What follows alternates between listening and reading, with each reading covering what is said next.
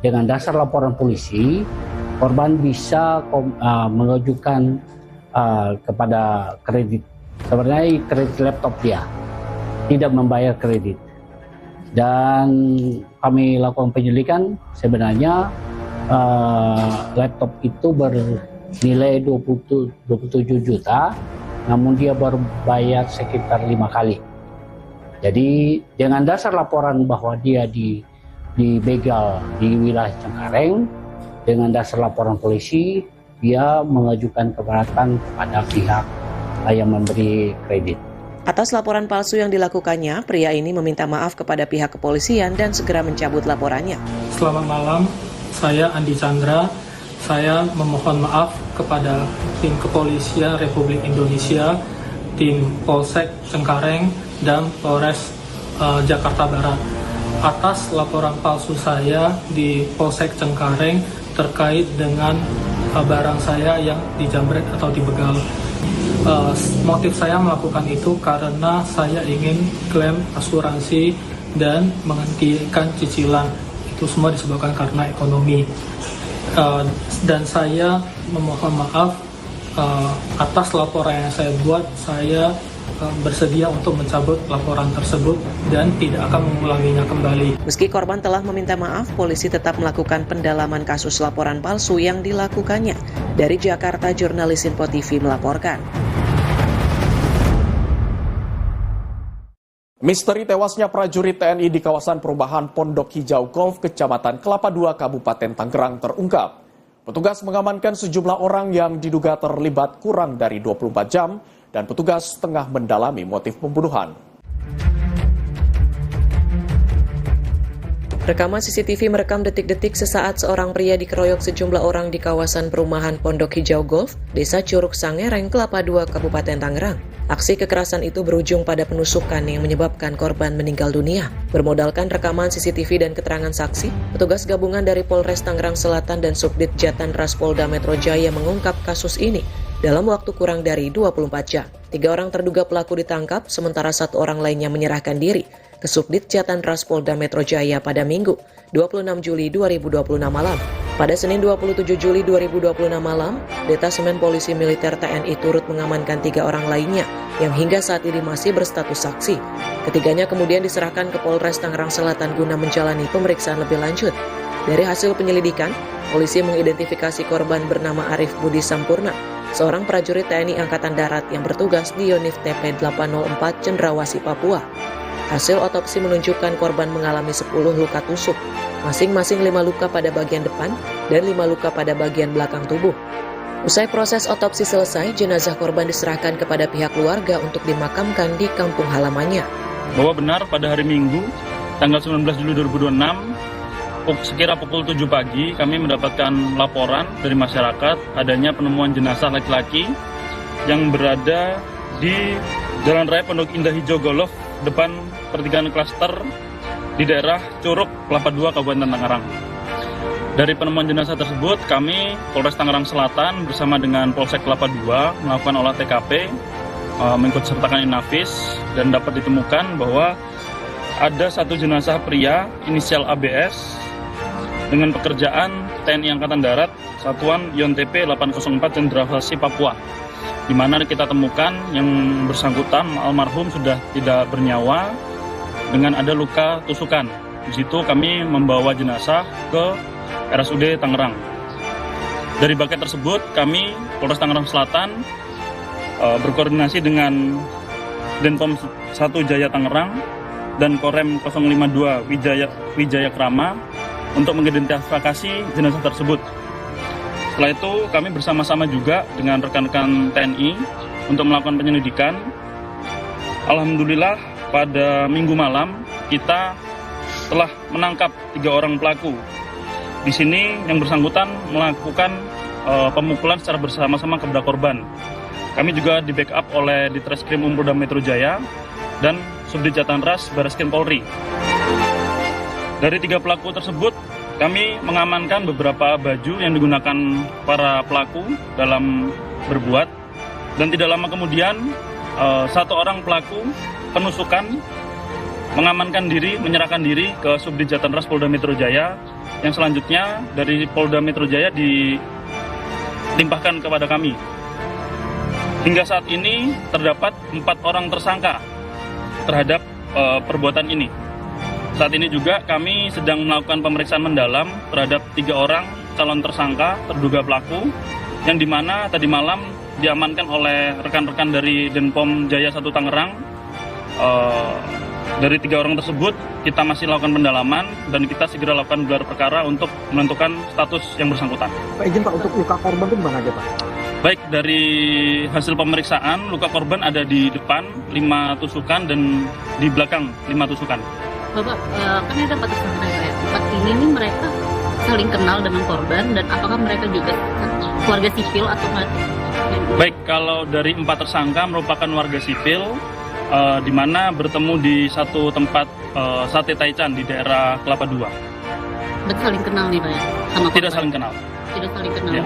Untuk peran masing-masing apa aja sih Pak? Peran masing-masing dapat saya jelaskan bahwa satu tersangka inisial BR, umur 36 tahun, perannya mengejar korban. Kemudian yang kedua, inisial RRG, umur 22 tahun, memukul korban, mengejar korban menggunakan sepeda motor. Kemudian inisial MKN, 27 tahun, mengejar korban. Kemudian yang terakhir adalah inisial EYR, 21 tahun, mengejar korban, memukul korban, dan menusuk korban menggunakan sebilah pisau. Artinya menusuk 1 orang aja? Ya, sementara 1 orang. Tidak menutup kemungkinan petugas menetapkan status 3 orang yang diamankan Denpom TNI ditingkatkan menjadi tersangka apabila ditemukan bukti yang cukup. Dari Tangerang Selatan, Banten, jurnalis Info TV melaporkan. Aparat kepolisian baku tembak dengan pencuri motor di kawasan Bundaran 3 Citra Raya Cikupa, Kabupaten Tangerang, Banten pada Jumat 24 Juli 2026. Peristiwa tersebut menggegerkan warga dan pengguna jalan yang melintas di lokasi. Aksi baku tembak pengendara sepeda motor terjadi di kawasan Bundaran 3 Citra Raya Cikupa, Kabupaten Tangerang, Banten, Jumat 24 Juli 2026. Baku tembak terjadi saat situasi jalan ramai dilalui pengguna jalan. Menurut keterangan sejumlah saksi, baku tembak bermula saat 2 motor terjatuh. Kemudian pengendara saling mengejar sembari menembakkan senjata api. Baku tembak terhenti setelah salah satu pengendara motor melarikan diri dengan membonceng sepeda motor temannya ke arah Citra Avenue. Usai video viral, Polresta Tangerang mengonfirmasi kejadian ini merupakan penyergapan komplotan pencuri motor atau curanmor. Pria berbaju putih yang terlihat mengejar adalah polisi dari Polda Metro Jaya yang sedang melacak pencurian motor Honda Beat Deluxe. Namun saat akan ditangkap, komplotan pencuri ini melakukan perlawanan sengit menggunakan senjata api. Petugas mengamankan 1 unit sepeda motor pelaku yang ditinggalkan di lokasi sebagai barang bukti. Tim redaksi Info TV melaporkan. 2 pencuri sepeda motor diarak warga saat jajan batagor usai beraksi di kawasan Kalibaru, Cilincing, Jakarta Utara pada Rabu 29 Juli 2026 dini hari. 1 dari 2 pelaku dihakimi warga sebelum diamankan oleh petugas kepolisian. Kerumunan warga ini menyoraki 2 pencuri sepeda motor yang tertangkap warga saat jajan batagor usai beraksi di kawasan Kalibaru, Cilincing, Jakarta Utara, Rabu 29 Juli 2026 dini hari. Keduanya dibawa petugas tim gabungan Polsek Cilincing, Jatanras Polres Metro Jakarta Utara, dan Brimob Ion B Polda Metro Jaya yang sedang berpatroli. Warga berhasil menangkap kedua pelaku karena mengenali wajah pelaku dari rekaman CCTV yang sebelumnya beredar luas. Dari hasil pemeriksaan awal, pelaku mengaku sepeda motor hasil curian telah dijual ke wilayah Tanjung Priuk. Sementara 3 anggota komplotan lainnya masih dalam pengejaran petugas. Petugas mengimbau masyarakat agar tidak menjadi hakim utama dan menyerahkan proses hukum kepada aparat yang berwenang. Tim redaksi Info TV melaporkan. Pemirsa, seorang pedagang martabak mini menjadi korban pencurian saat tertidur di lapaknya di Petukangan Utara, Pesanggerahan, Jakarta Selatan pada hari Selasa 28 Juli 2026. Ponsel dan uang hasil dagangan milik korban raib.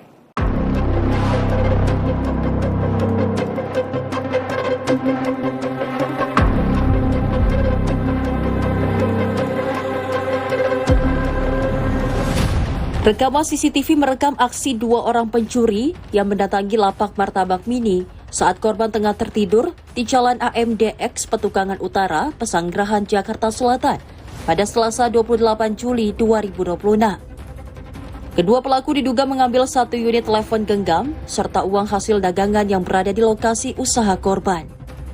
Setelah menguasai barang korban, kedua pelaku segera meninggalkan lokasi. Sementara korban baru mengetahui uang dan barangnya hilang setelah terbangun dari tidurnya. Peristiwa ini menjadi pengingat bagi para pedagang agar tetap meningkatkan kewaspadaan dan menjaga barang berharga, terutama saat beristirahat di lokasi usaha. Mutiara Aina Putri, tim redaksi Simpo TV melaporkan. Pemirsa, mengaku sebagai pemilik laptop, seorang pria menggasak laptop di tempat servis komputer di Kota Medan, Sumatera Utara pada hari Senin 27 Juli 2026. Pelaku mengelabui penjaga toko yang merupakan siswa PKL.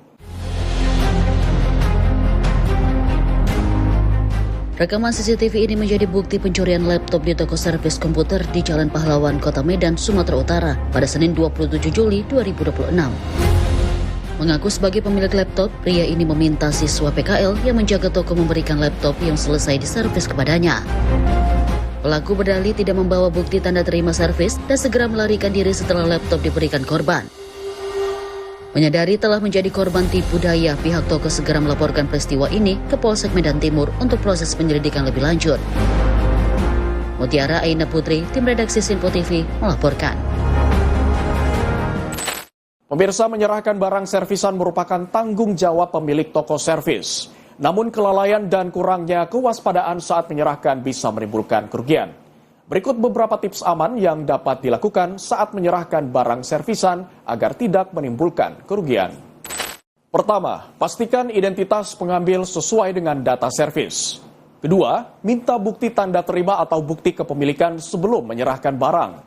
Ketiga, jangan mudah percaya pada pengakuan tanpa bukti yang jelas.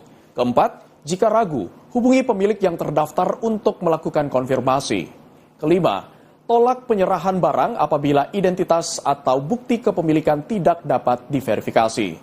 Demikian pemirsa tips aman menyerahkan barang servis kepada pemilik. Ketelitian dan prosedur verifikasi yang tepat dapat membantu mencegah tindak penipuan maupun pencurian. Demikian rangkaian informasi catatan kriminal hari ini. Semoga setiap peristiwa yang kita saksikan dapat menjadi pengingat untuk selalu waspada dan menghindari tindakan yang merugikan diri sendiri maupun orang lain. Jaga diri, jaga keluarga, dan jaga lingkungan karena kejahatan bisa saja menghampiri Anda. Saya Abdi Azwar Sahi pamit undur diri. Sampai jumpa dalam catatan kriminal berikutnya.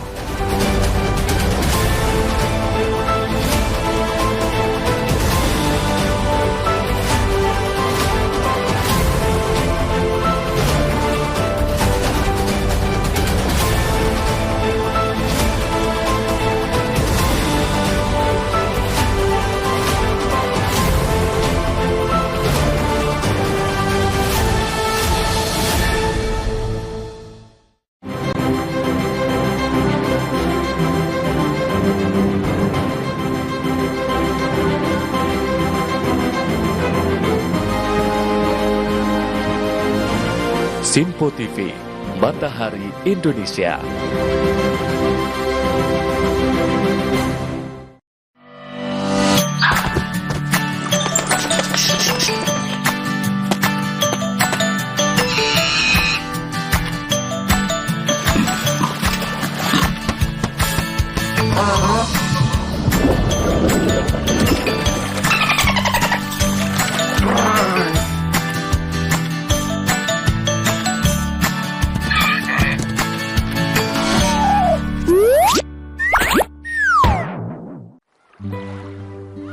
Ini adalah kota pesisir Teluk Bohai Dalian. Di pinggir pantai terdapat akuarium kutub. Tempat ini menjadi rumah bagi lebih dari 100 hewan laut. Para pengunjung yang datang dapat melihat hewan-hewan dengan jelas melalui kaca. Di balik kaca tebal ini, terdapat banyak kisah menarik antara hewan dan penjaganya.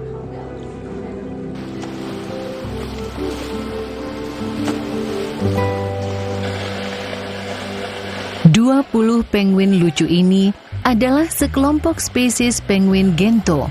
Di atas matanya terdapat bercak putih yang mencolok. Sudut mulutnya berwarna kuning memberikan kesan wajah yang bersih dan menarik. Karena penampilannya yang lucu dan anggun, mereka punya panggilan khusus. Mereka dipanggil penguin gentleman.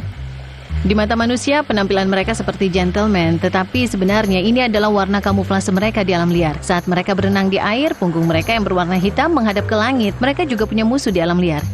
Burung squah sulit mencari mereka dari langit karena warna punggungnya menyatu dengan laut. Penguin juga punya musuh di dalam laut.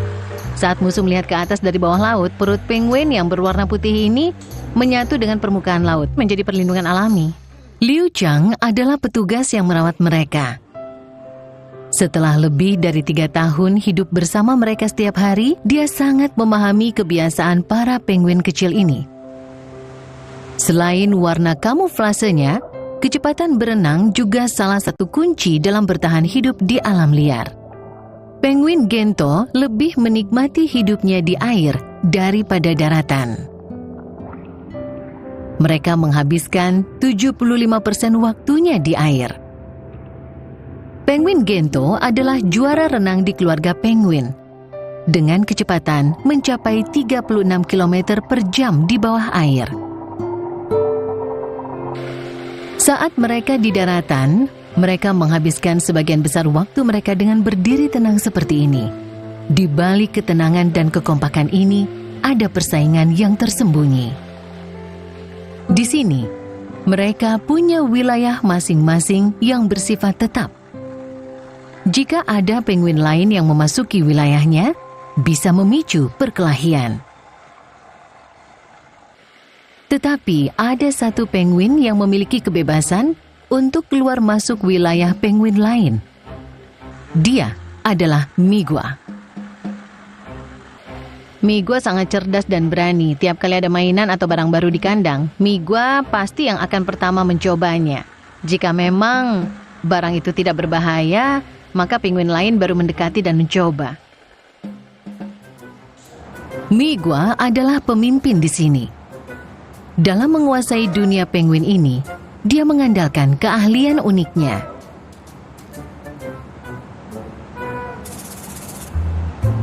Para penguin akan makan 4 kali sehari.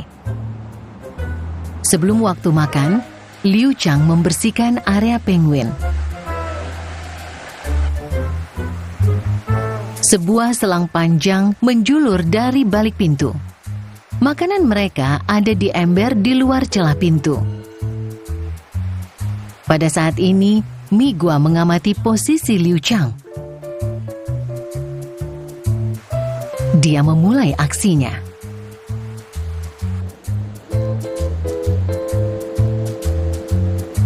Penguin lain mengikuti arahan Migua. Mereka berusaha untuk makan ikan sebanyak mungkin sebelum Liu Chang melihat. Seember ikan itu habis dalam sekejap. Tapi ada satu masalah. Migua tidak bisa makan ikan yang ada di dasar ember karena tubuhnya yang kecil. Ini saatnya untuk Migua menggunakan kecerdasannya. Dia meminta bantuan kepada penguin yang lebih besar. Penguin yang lebih besar mengambilkan ikan dari dasar ember ke Migua dengan mudah. Saat Liu Chang menyadari bahwa mereka sudah keluar, kawanan penguin tersebut sudah kembali ke wilayah masing-masing. Yang tertinggal hanyalah kekacauan seperti ini. Liu Chang harus mengambil satu ember ikan lagi. Dia harus memberi makan semua penguin secara merata agar semuanya dapat makanan yang cukup. Jika mereka menunggu makanan terlalu lama, mereka akan mematuk sepatu botnya. Bagi penguin yang sudah kenyang duluan, akan diam menjauh dan kembali ke tempat masing-masing. Contohnya Migua.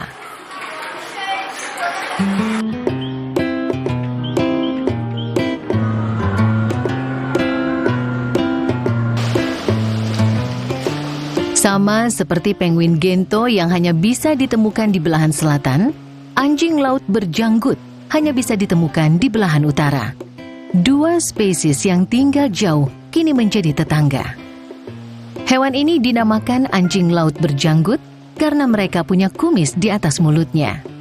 Ciri khas itu yang membedakan mereka dengan spesies anjing laut lainnya. Kumisnya terdiri dari hampir 200 helai, dilengkapi dengan sistem saraf yang sangat sensitif. Ini memungkinkan mereka merasakan perubahan arus laut dan suhu air. Makanan utama mereka adalah ikan.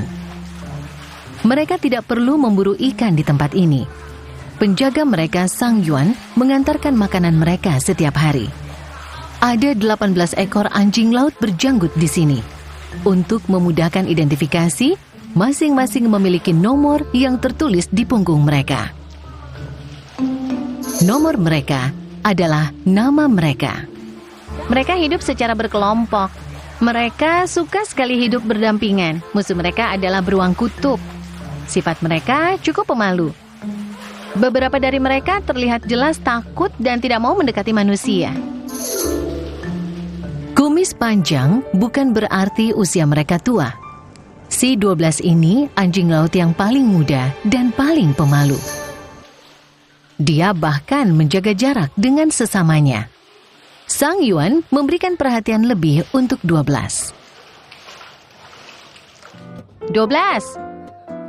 Ini ikan kesukaanmu. Ayo ambil. Ayo sini sayang. Aku boleh usap-usap tidak?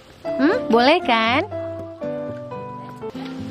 Meskipun aku memberi mereka makan setiap hari, mereka masih takut berinteraksi dengan manusia. Anjing laut adalah hewan yang lembut dan mereka tidak akan menyerang manusia. Karena itu, mereka ditugaskan untuk menjadi asisten pengajar di kelas sains cilik. Sebelum tampil, Sang Yuan memeriksa kondisi mereka, terutama 12. Sebentar lagi akan ada banyak anak-anak. Kamu harus berani. Kamu masih takut ya? Ayo, jangan takut. Sini. Ayo sini. Ayo. Sebelum memasuki area anjing laut, Sang Yuan mengajar anak-anak di ruang kelas sains cilik. Dia mengajarkan pengetahuan tentang anjing laut. Saat baru lahir, ada bulu-bulu kecil di tubuh mereka. Coba lihat, mata mereka besar dan lucu kan? Coba lihat ini. Setelah sekitar 3 hari, mereka mulai tahu untuk mencari susu dari induknya. Setelah belajar dengan Sang Yuan, mereka semakin tidak sabar untuk bertemu dengan anjing laut. Nah, sekarang ayo kita bertemu mereka. Ada yang takut di sini? Ayo coba. Oh, oke. Tidak apa-apa. Aku takut. Jangan takut. Sebentar lagi kalian ikut kakak masuk dan ikuti arahannya. Kalian tidak perlu takut dengan mereka. Ada kakak-kakak yang menjaga kalian. Iya, aku juga takut. Namun, ketika mereka mendekati anjing laut, mereka tetap merasa sedikit takut. Ayo masuk. Iya. Ya, sebentar pelan-pelan ya. Anjing laut pun juga takut.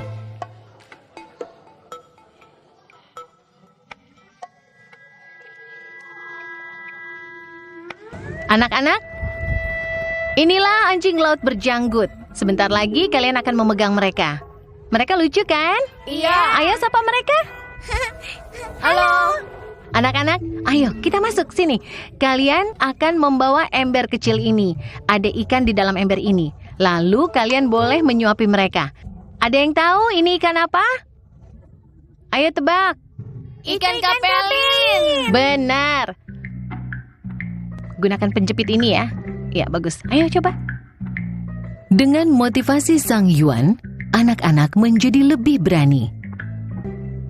Makanan di tangan anak-anak begitu menggoda. Godaan ini berhasil membuat para anjing laut untuk tidak takut dan mendekati anak-anak. Mereka mulai datang ke tepian. Ayo satu-satu ya. Ayo sini. Kamu takut tidak? Takut? Oh, berani. Tidak takut kan? Tidak, Kak. Karena anjing laut fokus pada makanannya, anak-anak menjadi semakin berani. Di bawah arahan Sang Yuan, anak-anak bisa berdekatan dengan anjing laut. Lucu sekali ya. Itu lucu ya. Ternyata tidak takut aku. Iya, aku juga. Makan anjing laut itu. Oh, Iya, aku juga berani. Walaupun makanan sudah di depan mata, si 12 masih malu-malu. Dia jaga jarak dari anak-anak dan mengawasi dari jauh.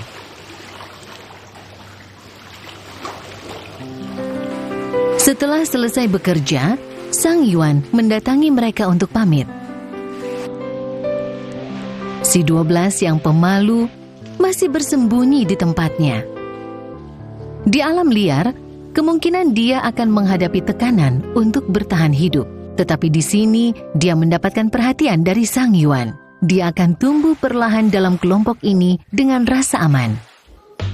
Dibandingkan dengan kehidupan anjing laut berjanggut yang sibuk menjadi asisten pengajar, kehidupan walrus jauh lebih santai. Dua makhluk besar ini adalah kesayangan penjaga mereka, Changchi.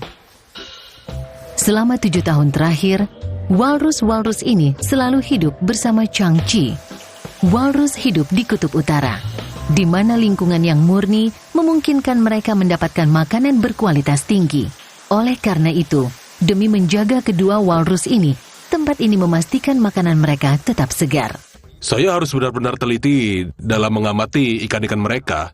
Saya harus mengamati mulai dari warna, tingkat kesegaran, aroma, dan sampai ke tekstur daging dari ikan ini. Semua aspek ini harus diawasi dengan sangat ketat. Hal ini dilakukan untuk memastikan bahwa tidak ada bakteri atau virus yang masuk ke dalam tubuh mereka melalui makanan yang kami berikan saat merawat mereka.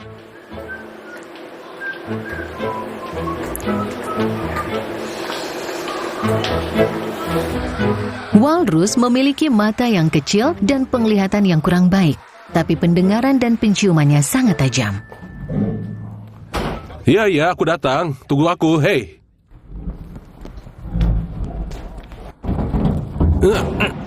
Walrus ini tidak sabar untuk mendengar suara pijakan kaki Changchi.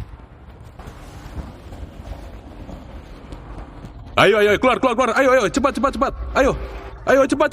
Hei, cepat. Ayo, cepat.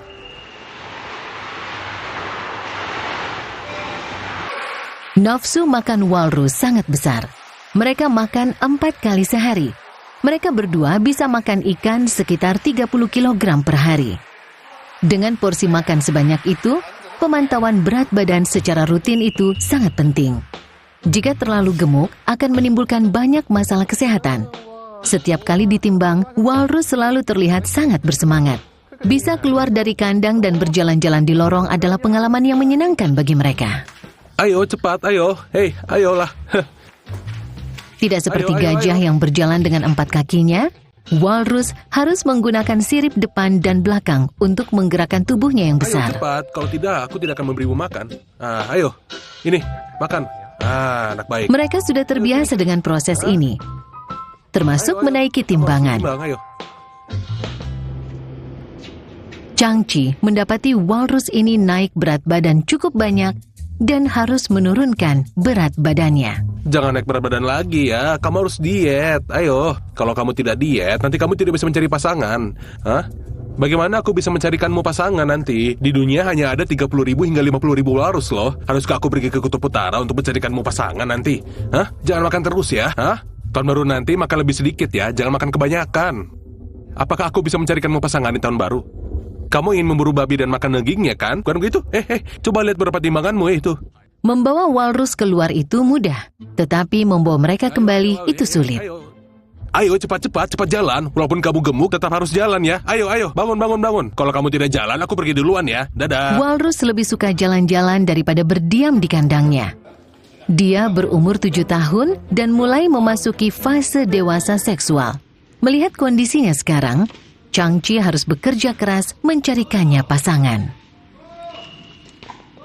Fisiknya tidak menarik, tapi dia punya sifat yang sangat lembut. Jika kamu memberikannya 100 dan dia juga akan memberikanmu 100, dia juga punya kepribadian dan sifatnya sendiri. IQ-nya itu setara dengan anak usia 4 hingga 5 tahun ya, mungkin, dan dia itu juga sangat cerdas loh. Dia bisa memperhatikan nada suara dan kecepatan bicaramu dan bagaimana suasana hatimu hari-hari itu. Ketika pelatih atau teman-teman yang merasa sedih atau suaranya lebih keras, walrus bisa mengetahui hal tersebut. Mereka itu sangat peka. Selain mengukur berat badan, walrus juga memiliki pemeriksaan kesehatan lainnya. Pengukuran suhu tubuh walrus digunakan termometer rektal khusus hewan. Chang Chi membuka ekor walrus. Ekornya sangat kecil dan tersembunyi di balik lipatan kulit tebal, sehingga sulit untuk dicari. Suhu tubuh walrus hampir sama dengan suhu tubuh manusia. Walrus mengandalkan lapisan lemaknya yang tebal untuk mempertahankan suhunya di air laut yang dingin. Seperti anak kecil, bayi walrus juga merasa takut terhadap dokter hewan. Jika dokter datang, ini artinya waktunya untuk disuntik. Nanti kita beli ikan kesukaanmu ya. Kamu suka ikan kan? Tidak boleh, hei, gak boleh, tidak boleh. Hei, dia belum pernah melihat pakaian putih ini. Hei, tidak boleh. Tidak boleh. No, tidak boleh, tidak, hei. Tidak boleh. Ayo, tidak boleh. Ayo, sini. Ayo. Sini. Turun. Lemak pada walrus bisa mencapai ketebalan hingga 12 cm. Untuk menemukan pembuluh darah di bawah lapisan lemak yang tebal ini, butuh dokter hewan berpengalaman. Sirip belakang walrus memiliki lapisan lemak yang lebih tipis, sehingga menjadi lokasi yang ideal untuk disuntik. Dalam situasi yang tidak mengenakan seperti ini, Chang Chi punya cara tersendiri untuk menenangkan mereka. Ini semua dikerjakan oleh dokter itu. Nanti datang ke rumahnya saat Imlek untuk minta angpau ya. Hei. Setelah lebih dari 3 tahun bersama kedua walrus ini, hubungan mereka lebih dari sebatas antara penjaga dan hewan. Cara terbaik untuk menjalin hubungan dengan mereka adalah kebersamaan. Di tempat ini, pagi hari sebelum jam buka adalah waktu tersibuk mereka, terutama di area lumba-lumba ini. Lumba-lumba adalah bintang utama di sini. Masing-masing lumba-lumba memiliki pawang khusus. Setiap pagi sebelum pengunjung datang, pawang harus melakukan berbagai persiapan untuk mereka. Para pawang sering melakukan pemeriksaan kesehatan agar lumba-lumba bisa hidup sehat di sini. Seperti manusia, kebersihan mulut juga penting bagi lumba-lumba. Menggosok gigi adalah hal yang baru bagi lumba-lumba di alam liar. Di dalam mulut lumba-lumba terdapat lebih dari 80 gigi berbentuk kerucut tajam. Namun mereka tidak mengunyah makanannya. Setelah menggigit, mereka langsung menelannya. Lubang di atas kepalanya adalah hidung mereka. Ketika lubangnya terbuka, kita bisa melihat ada 2 lubang hidung di dalamnya. Lumba-lumba ini bernama Kola, seekor lumba-lumba betina yang berusia 10 tahun. Dia tergolong remaja. Sebenarnya, moncongnya tidak lebar, justru terlihat runcing. Karena itu, mereka disebut lumba-lumba hidung botol. Jenis lumba-lumba ini tersebar luas di seluruh dunia. Karena mereka suka hidup di dekat pantai, manusia seringkali dapat melihat mereka. Akhir-akhir ini, Kola menunjukkan perilaku yang tidak seperti biasa. Dia tidak mau mendekati tepi kolam karena sudah beberapa hari tidak bertemu dengan pawang yang biasanya merawatnya. Orang yang sedang bersiap-siap ini namanya Pei Pei.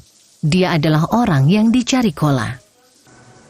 Pei Pei baru saja selesai liburan dan hari ini dia mulai kembali bekerja. Pei Pei pelan-pelan menghampiri Kola untuk memberikan kejutan.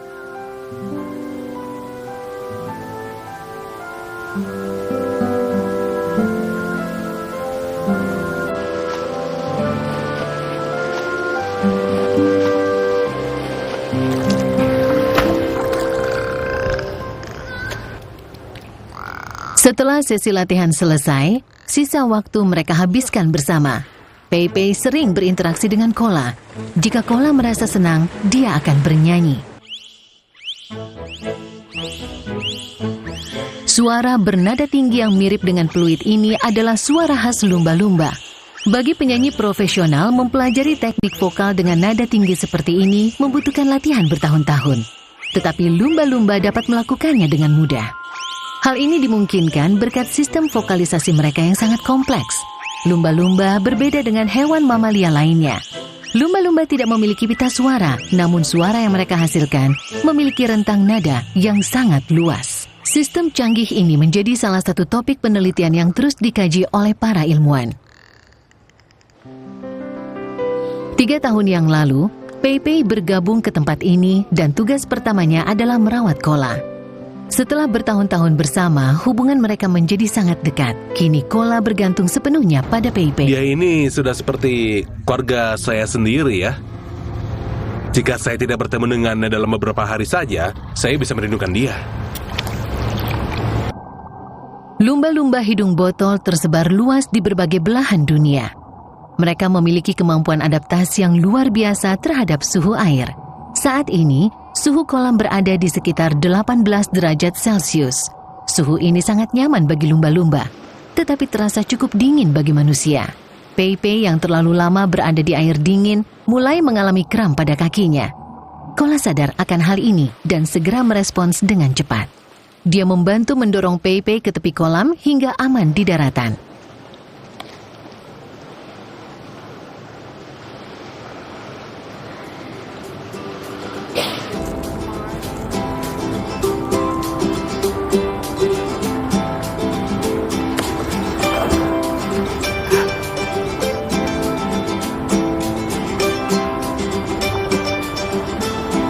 Di sini, banyak kisah menarik tentang hubungan antara pawang dan hewan dan masih terjadi sampai sekarang.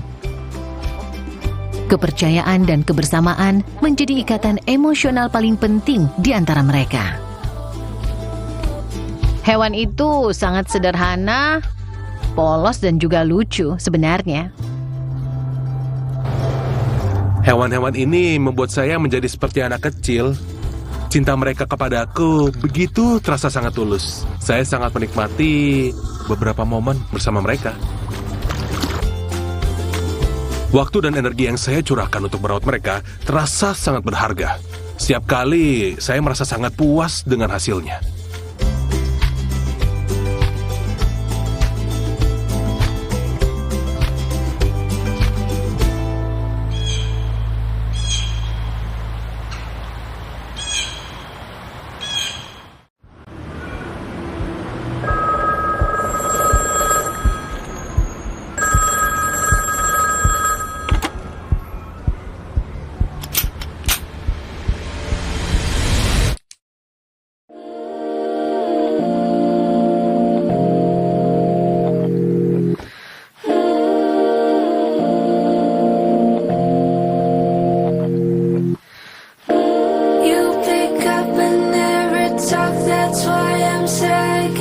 I'm not losing you, I swear it's just a bad connection. I call your name, I see your face, but don't feel your affection. I'm not losing you, I swear it's just a bad connection.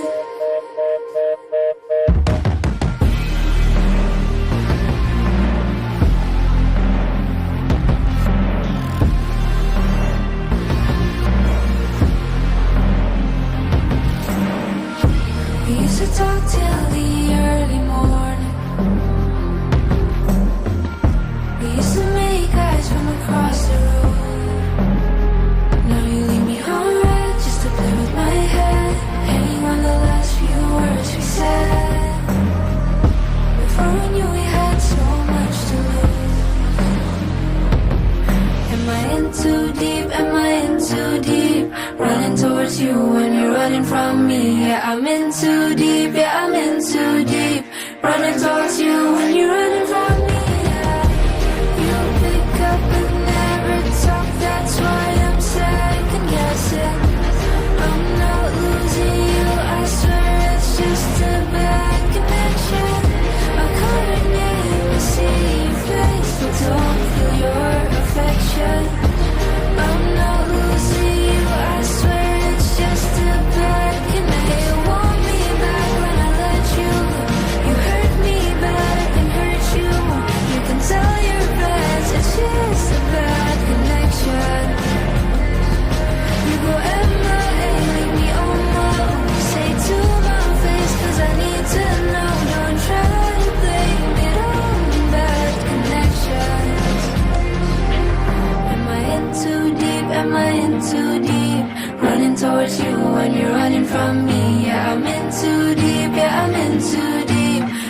towards you when you're running from me. Yeah.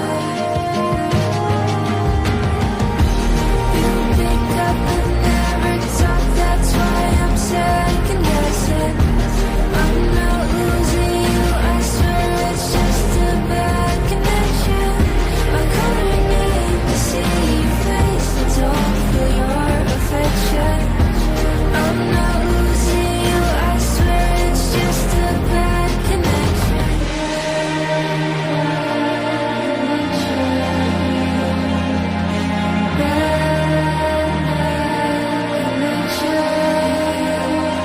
You go MIA, leave me on my own. Say to my face, cause I need to know. Don't try to blame it on bad connections.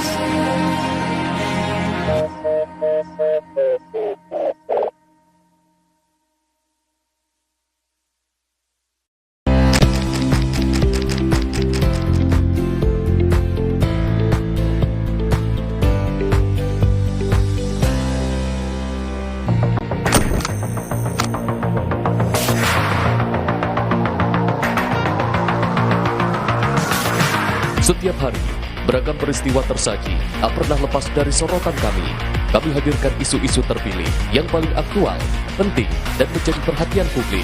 Di tengah dinamika kebijakan yang terus bergerak, fakta dan data menjadi kunci dalam melihat realitas secara jernih. Menyajikan informasi mendalam, didukung analisis ahli untuk pemahaman yang lebih utuh. Sorotan utama hanya di Sinpo TV.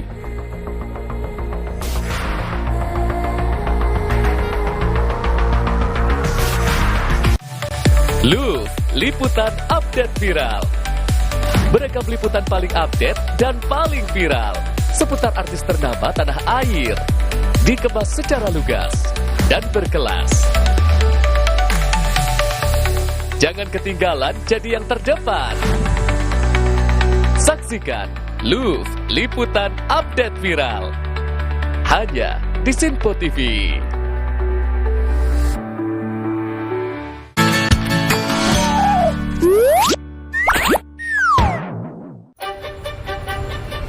Cahaya matahari pertama pagi ini telah bersinar.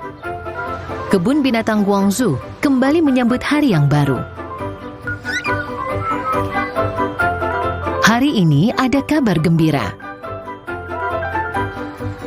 Pang, seekor burung rangkong kecil ini akan diperkenalkan kepada pengunjung. Pasangan burung rangkong ini didatangkan dari Afrika dan untuk pertama kalinya membawa bayi mereka tampil di depan umum. Tapi saat semua orang melihat Pang, suasana yang awalnya penuh kebahagiaan langsung berubah. Ternyata paruh Pang berbeda dengan paruh ayah dan ibunya. Bagian depan paruhnya melengkung berbentuk seperti huruf V. Awalnya kami melihat mereka telah menutup kotak sarangnya dan mulai berkembang biak di dalam kotak tersebut. Dan kami sangat senang dengan hal itu. Ketika mereka membawa anak-anaknya keluar, kami sangat terkejut. Kenapa paruhnya terlihat bengkok, kata kami begitu. Kami sangat bingung. Dan saat itu juga kami segera melakukan pemeriksaan kepada burungnya. Kemungkinan besar ini adalah kelainan bawaan dari burungnya. Setelah itu kami terus mendiskusikan hal ini karena paruh adalah bagian yang sangat penting bagi mereka. Karena mereka menggunakan paruh tersebut untuk mengambil makanan, lalu melemparkannya, dan juga memasukkannya ke dalam mulut mereka menggunakan paruh itu. Dan mereka juga memerlukan paruh untuk memperbaiki sarang burung mereka dan agar terlindungi. Jadi paruh ini sangat berperan penting dalam kehidupan mereka, begitu. Ini adalah kelainan paruh bawaan. Kasus Pang membuat Pang Ximing, dokter hewan, sangat khawatir. Pagi-pagi sekali dia langsung menemui penjaga Pang untuk mengetahui perkembangan terbaru mengenai kondisinya. Berdasarkan percakapannya, diketahui bahwa saat ini Pang sudah kesulitan membuka paruhnya. Keduanya sepakat bahwa pengobatan untuk Pang harus segera dilakukan. Bagaimana kalau kita buat semacam pelindung yang dipasang di giginya supaya ia bisa beradaptasi dengan benda baru ini? Ya, itu boleh. Itu ide yang begitu bagus. Bisa kita coba nanti.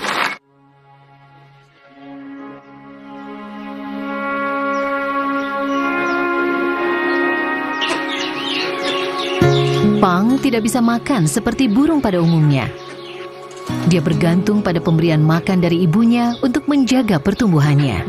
Ketika musim kawin berikutnya tiba, pasangan burung rangkong ini mungkin akan merawat anak burung yang baru menetas. Pada saat yang sama, Pang kemungkinan akan berisiko kelaparan hingga mati. Ide yang diberikan oleh penjaga tadi memberikan ide baru kepada Peng Siming. Dalam rapat internal kebun binatang yang membahas perawatan paruh Pang, Peng Siming menyampaikan gagasannya. Kondisi paruh Pang ini sangat unik dan kejadian seperti ini belum sama sekali pernah terjadi di negara kita. Jadi kita perlu diskusi lebih mendalam untuk menyempurnakan rencana kita untuk pengoperasian. Tujuannya adalah menemukan metode operasi yang paling tepat untuk burung ini. Solusi terbaik untuk Pang adalah memasang paruh palsu. Kelebihan cara ini adalah memungkinkan paruh Pang pulih secara perlahan seiring pertumbuhannya. Tetapi karena waktu yang tersisa hanya 1 bulan sebelum musim kawin berikutnya, tidak ada jaminan bahwa cara ini akan berhasil dalam waktu singkat. Jika gagal, hidup Pang bisa terancam. Peng Siming mengusulkan untuk menggunakan teknologi cetak 3D untuk membuat paruh baru untuk dipasang pada Pang. Solusi ini dapat mempercepat waktu penyembuhan secara signifikan. Namun cara ini memerlukan pemotongan bagian paruh yang cacat. Saat ini, operasi seperti ini belum pernah dilakukan di negara manapun. Apakah Pang dapat beradaptasi dengan paruh barunya juga masih belum diketahui. Tim dokter hewan di kebun binatang Guangzhou pun tidak sepenuhnya yakin dengan keberhasilannya. Struktur mulutnya saat ini belum sepenuhnya jelas apakah cocok dengan rencana operasi yang akan kami lakukan. Katakan kami harus menggunakan paku untuk lakukannya. Apakah paku yang akan dipasang bisa cukup kuat? Apakah akan longgar? Seberapa dalam paku tersebut harus dipasang ke dalamnya? Saat ini kami kekurangan data tentang hal ini dan kami harus mencarinya terlebih dahulu. Selain itu, kami juga perlu memahami secara keseluruhan struktur internalnya dan juga bahan dari paku tersebut. Kami harus mempertimbangkan apakah implan akan mempengaruhi pertumbuhan Pang di masa depan nanti, dan selama proses pertumbuhannya nanti, apakah kemungkinan informasi lebih lanjut akan terjadi kepada paruhnya. Kami harus mencari tahu itu dulu. Dan semua ini harus kami pikirkan dengan sangat matang.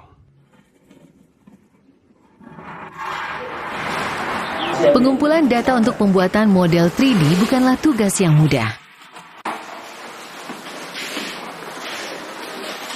Para dokter hewan menggunakan anestesi volatil dan masker induksi untuk membius Pang. Cincin tulang rawan trakea pada burung sepenuhnya tertutup dan tidak dapat meregang. Sehingga anestesi memerlukan penggunaan tabung trakea tanpa balon. Untuk menjaga kondisi kepala Pang tetap vertikal, para dokter hewan menggunakan metode sederhana. Mereka memotong busa dengan lebar yang sesuai dengan leher Pang. Menciptakan celah yang memungkinkan paruhnya berdiri tegak ke atas. Metode ini tidak hanya mempermudah proses pemindaian, tetapi juga memastikan Pang tetap dapat bernapas dengan lancar. Lalu dibuatlah model dengan perbandingan 1:1 berdasarkan data yang didapat. Oleh karena itu, tahap pengumpulan data pemindaian sangat krusial. Jika data yang terkumpul tidak akurat, paruh pengganti Pang tidak akan sesuai dengan bentuk aslinya. Dengan waktu kurang dari 20 hari, proses pembuatan paruh baru harus diselesaikan. Ini menjadi tantangan besar bagi perusahaan teknologi yang terlibat. Dari pemilihan material, penyesuaian ukuran, hingga perhitungan berat, para ahli melakukan berbagai eksperimen dan pengukuran secara berulang. Akhirnya, sebuah paruh buatan yang sangat menyerupai paruh asli berhasil dibuat.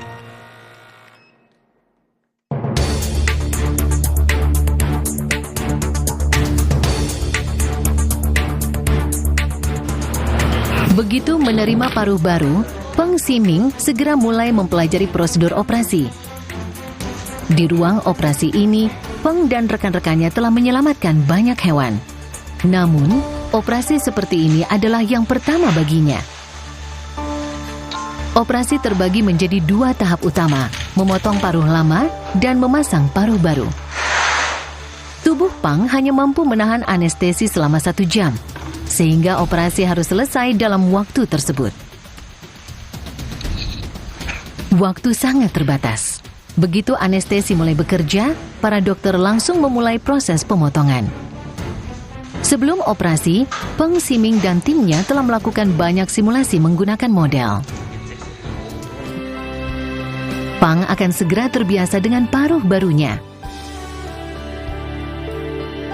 Dengan bantuan teknologi printer 3D, semakin banyak hewan seperti Pang yang dapat diatasi dan kembali menjalani kehidupan normal mereka.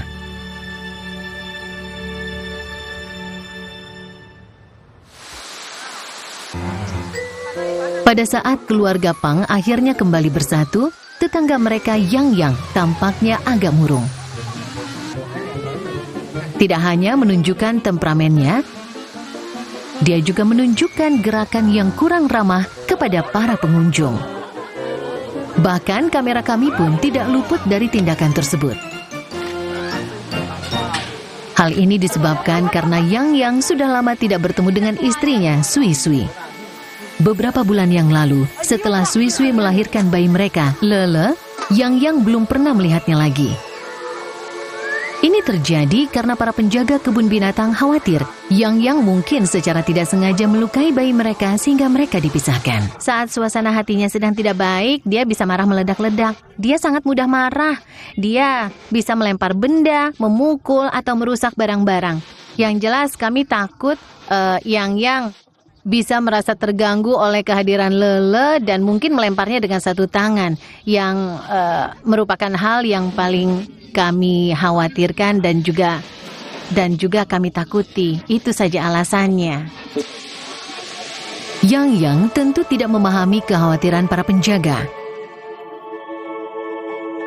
Yang dan Sui Sui saling kenal sejak kecil. Mereka tiba bersama dari Afrika pada tahun 2011 di kebun binatang Guangzhou. Saat mereka tiba, Yang berusia 1 tahun, sementara Sui Sui berusia 3 tahun. Mereka adalah pasangan saudara. Saat pertama kali datang, Yang punya tubuh yang besar seperti gajah dengan kepala dan perut yang besar. Sui Sui sedikit lebih tinggi dan juga lebih besar. Tetapi dia tidak banyak bicara. Ketika diberikan makan, Sui Sui akan datang dengan hati-hati, sangat waspada. Sedangkan Yang sama sekali tidak. Dia manja. Begitu melihat tangan orang, dia akan datang dan memeluknya. Dia juga sering minta dipeluk. Dan saya pasti memeluknya. Sejak Yang dan Sui Sui datang pertama kali sampai sekarang, mereka dijaga oleh Yang Yanchi. Dialah yang merawat dan membesarkan Yang dan Sui Sui. Bertahun-tahun berinteraksi membuat dia lebih mengenal mereka daripada siapapun. Sekarang, Yang dan Sui Sui tidak terlalu ramah terhadap penjaga kebun binatang lainnya. Orang awam tidak bisa mendekati mereka karena saat sudah dewasa, gorila bisa menjadi sangat ganas. Jadi saya sekarang sering bermain dengan mereka. Seperti meminta mereka untuk mengambil sampah. Kalau kita tidak berinteraksi, hubungan kita bisa pelan-pelan renggang.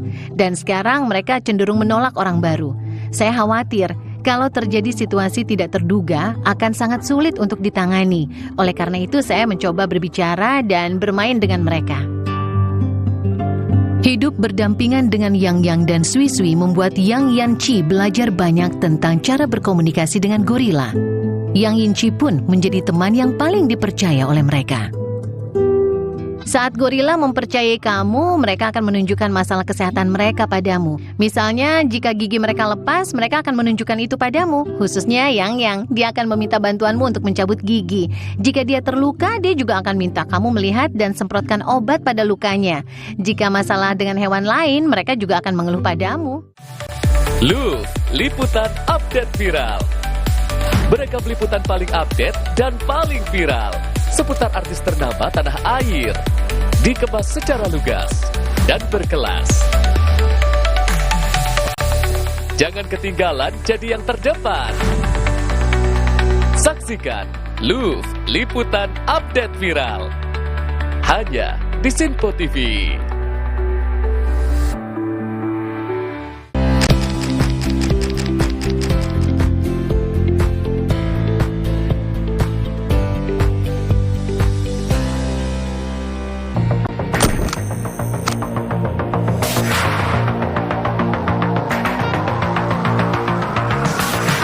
Setiap hari, beragam peristiwa tersaji tak pernah lepas dari sorotan kami. Kami hadirkan isu-isu terpilih yang paling aktual, penting, dan menjadi perhatian publik. Di tengah dinamika kebijakan yang terus bergerak, fakta dan data menjadi kunci dalam melihat realitas secara jernih. Menyajikan informasi mendalam, didukung analisis ahli untuk pemahaman yang lebih utuh. Sorotan utama hanya di Sinpo TV.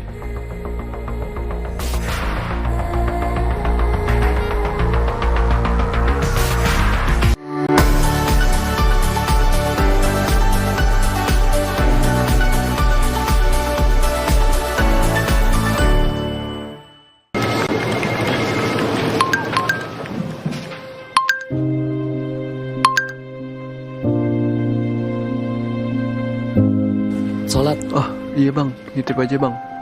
Problem kehidupan kita, banyak di antara kita yang kehilangan arah, kehilangan tongkat, maka sebaik-baiknya hendaknya kita kembali ke Quran.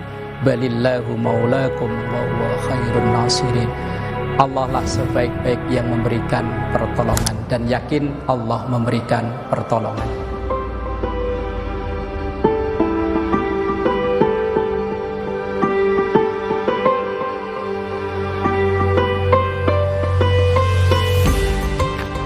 Selalu ada ruang untuk belajar dan memperbaiki diri melalui keindahan ilmu Islami yang kami sajikan. Saksikan Islam penuh cinta, penyejuk hati, penyegar iman, hanya di Sinpo TV.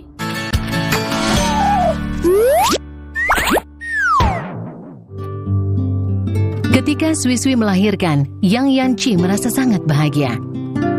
Dia merawat bayinya Lele dengan penuh perhatian seperti merawat keluarga sendiri. Namun pada usia 1 bulan, Lele sering sakit karena kekurangan gizi. Yang Yanci menyadari bahwa penyebabnya adalah kurangnya air susu dari Sui Sui. Setelah mencoba berbagai cara yang biasa dilakukan, Yang Yanci teringat salah satu cara yang paling umum digunakan oleh orang Guangdong, membuat sup untuk meningkatkan produksi ASI. Sup ini sangat disukai oleh orang Guangdong. Hari ini saya membuat sup yang terdiri dari pepaya, kacang tanah, dan kurma merah. Ini dikenal efektif untuk meningkatkan produksi ASI. Sui Sui perlu meminum sup ini untuk meningkatkan produksi ASI agar dapat memastikan kecukupan gizi bagi anaknya. Tapi Yang Yanci tidak yakin Sui Sui yang berasal dari Afrika akan suka dengan sup ini. Mungkin karena sudah terbiasa dengan gaya hidup di Guangzhou, Sui Sui ternyata suka dengan sup ini. Dia bahkan sangat menikmatinya. Tidak hanya Sui Sui, Lele yang lahir di Guangzhou juga sangat menyukainya. Bahkan dia berebut dengan ibunya untuk meminumnya. Sui Sui, ayo minum. Ayo minum dulu, habiskan. Berkat bantuan Yang Yanci, produksi ASI Sui Sui akhirnya mencukupi. Kondisi tubuh Lele juga semakin sehat.